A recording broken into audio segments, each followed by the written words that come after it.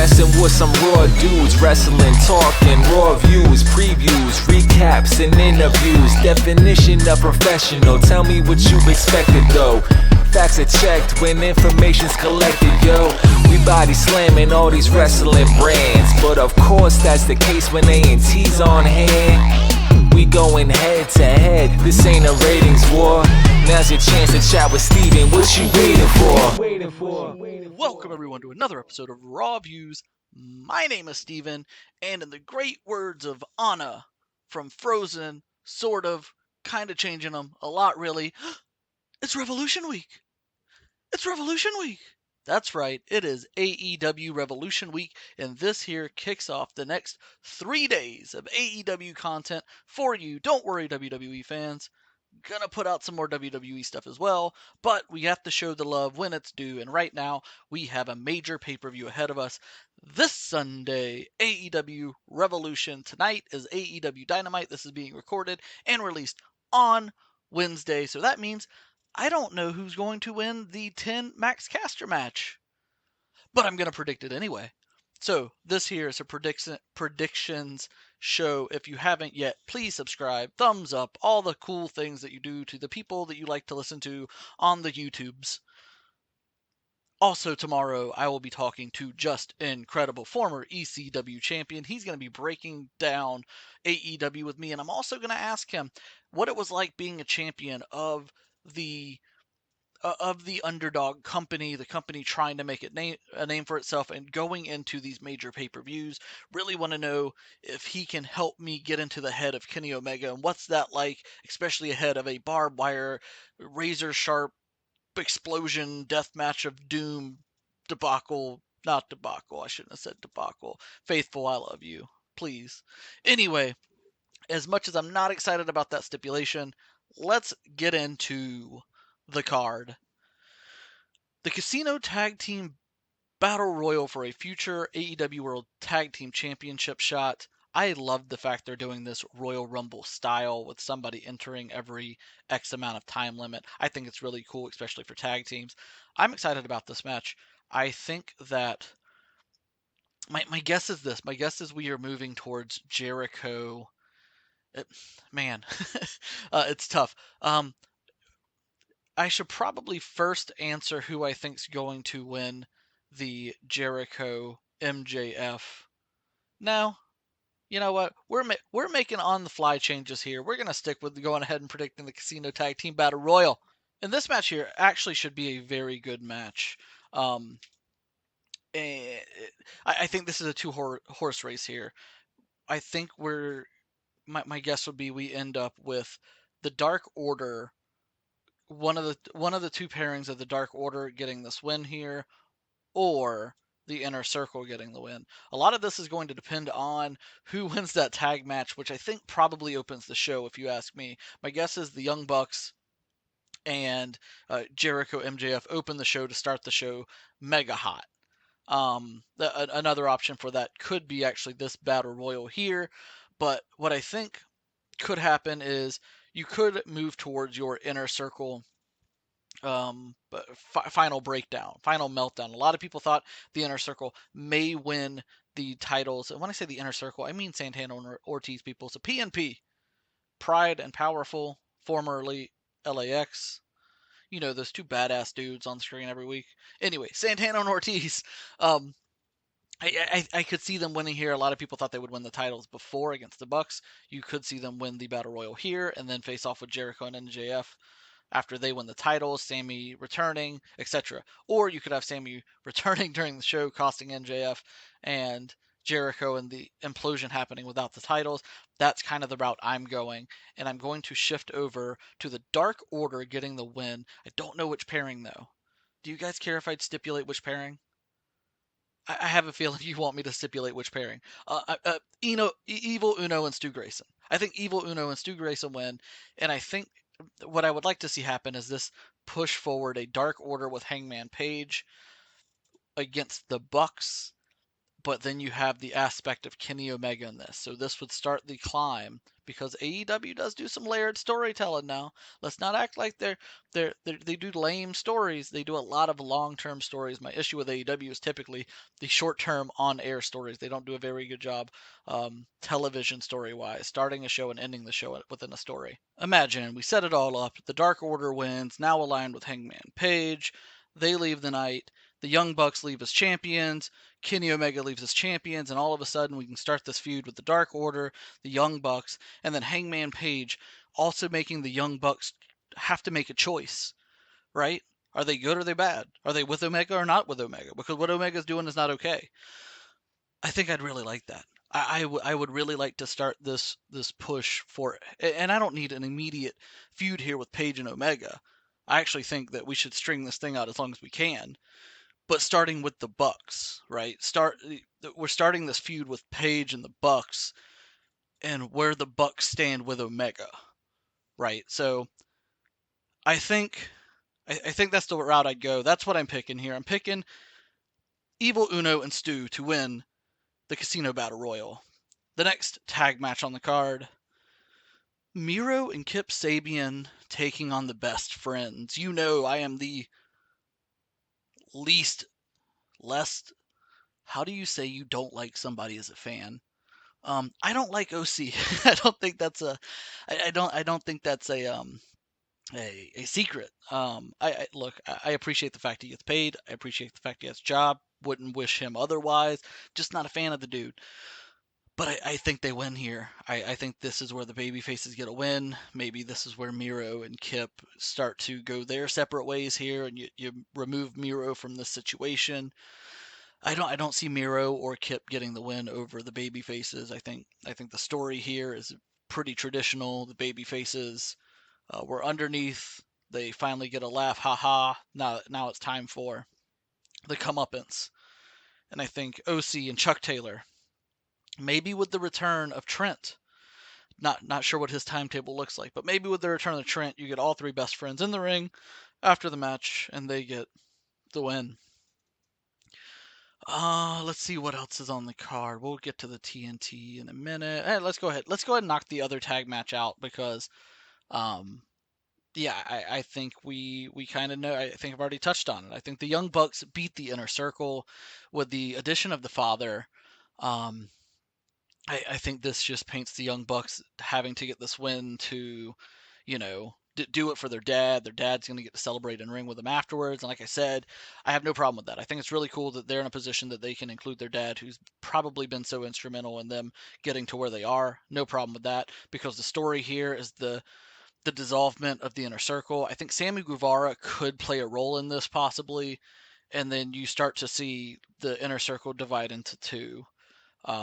I'm not sure if they're going to be wearing black and white and red and black like the Undisputed Era is, but I think that's where we're going with this. And of course, I'd like to have the Bucks with those titles as they take on the Dark Order. Hangman Page is involved. Boom, love that story. And then you can push forward with the Inner Circle, dividing here with Sammy taking his MJF and Jericho taking theirs, and then possibly MJF finally just kicking Jericho out altogether. So I think the Bucks win here.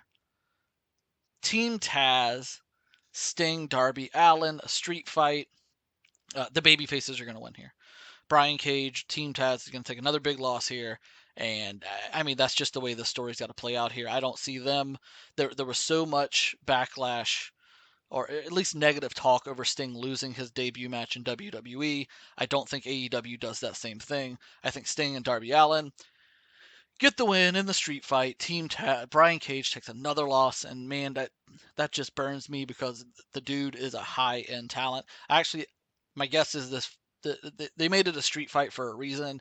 I think the match will probably actually be pretty good. You're going to see Darby take all sorts of crazy bumps. You don't have to have Sting do too much. You can have him lay or hit people with stuff. I think this works.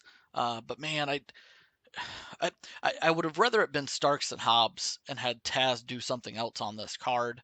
Maybe put him in that TNT ladder match.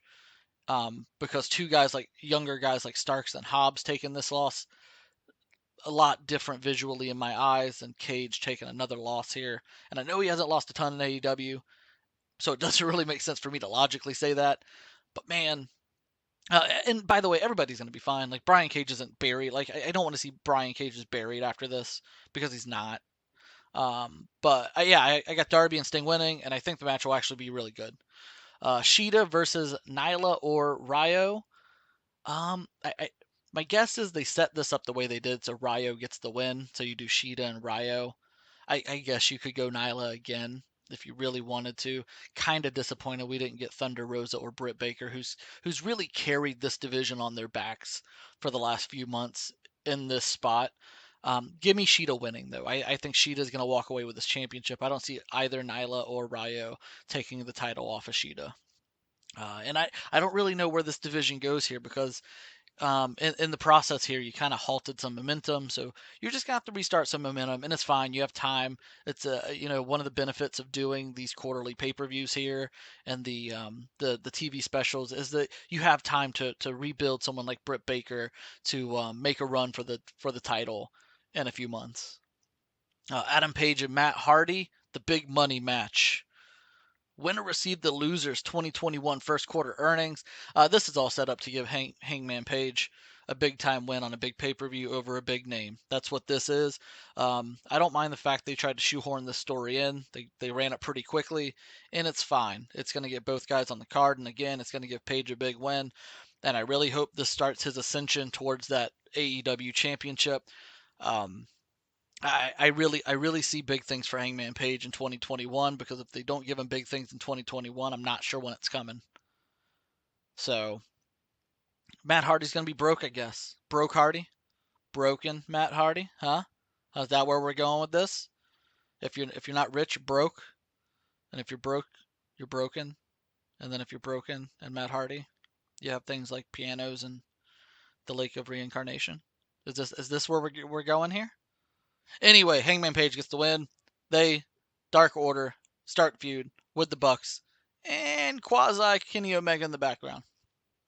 The TNT Face of the Revolution ladder match. The Face of the Revolution thing. I don't know. Anyway, Cody, Scorpio, Penta, Archer, 10, Orcaster, and then TBA. Not to be confused with DDP. I think 10 gets the win tonight. 10 advances. Big night for the Dark Order. And then for TBA, everybody's going to assume it's Ethan Page. And look, it could very well be Ethan Page. I'm going to go outside the box here. So I'm going to reserve the right to say if it is Ethan Page that I'm right, because I think it's highly possible, but I'm giving you another name here. Paul White makes a lot of sense here. You can put him in this match. Maybe you start a feud with Cody and Paul. They have history together. You could do a really cool face-off with Lance Archer and Paul, which also gives you a pretty cool Lance Archer moment in this match. But I think it's Paul White. I don't think you signed him.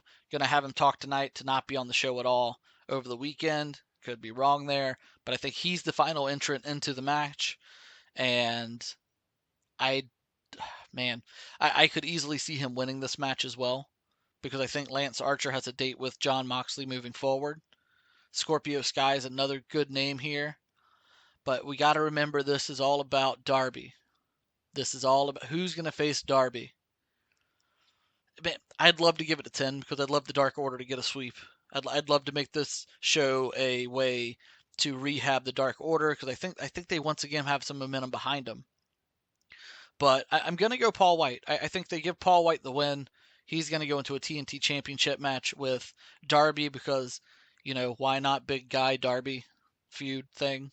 Give Darby a big win, because he's small, skateboarder dude. Yeah, I'm going to go Paul White winning this thing, TBA winning this thing anyway.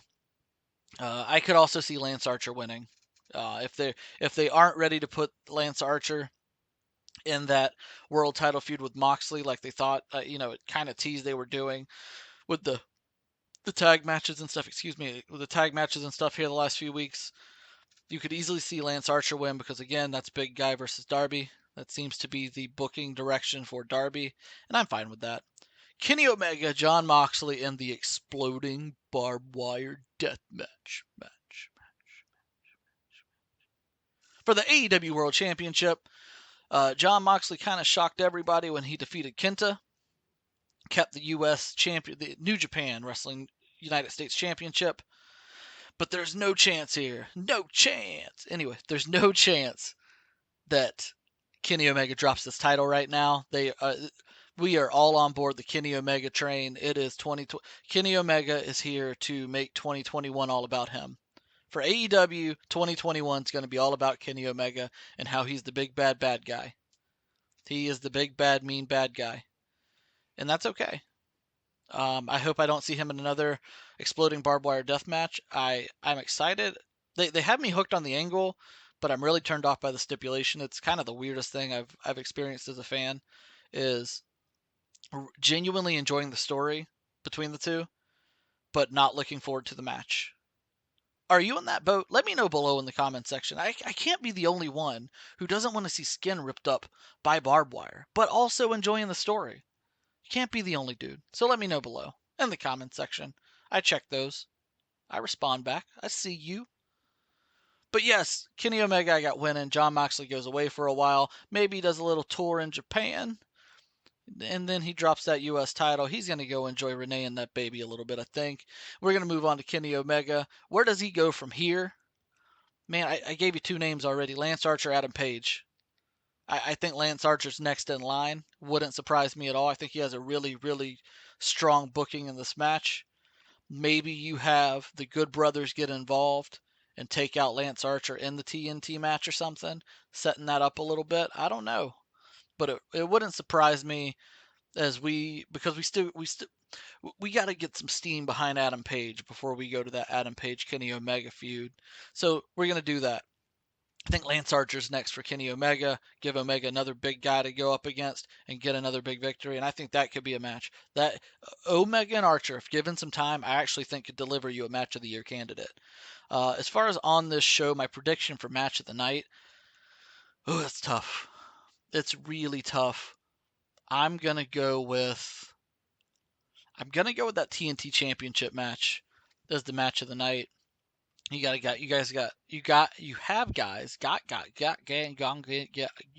guys like Scorpio Sky and Penta in there who can do some really cool stuff.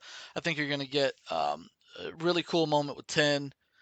Cody has been known to deliver in moments like this, and then Lance Archer has been on a roll lately. So I'm going to say the TNT Championship match will be the match of the night. Let me know what you think. Give me your predictions. You can give them below in the comments. You can tweet me on Twitter at @view_raw. But that's it. There's my predictions for this Sunday's AEW Revolution show. I've been told it will be a very memorable show. For no other reason, you're going to see somebody possibly get blown up on television. When was the last time you saw a wrestler get blown up, surrounded in barbed wire? Huh? But, yes, again, tomorrow, Just Incredible and I break down AEW. I will be breaking down NXT as well. I will be giving you I'll be breaking down the betting odds with Tom Cunningham on Friday for AEW Revolution. You're going to get some gaming stuff over the weekend I've been working on. You guys responded so well to my WrestleFest gaming, so got some more cool gaming stuff coming. But then, of course, next Monday, me and the fan ambassador of AEW, All Elite Tiffany, we break down Revolution and all the moments from the show. And until next time, be awesome.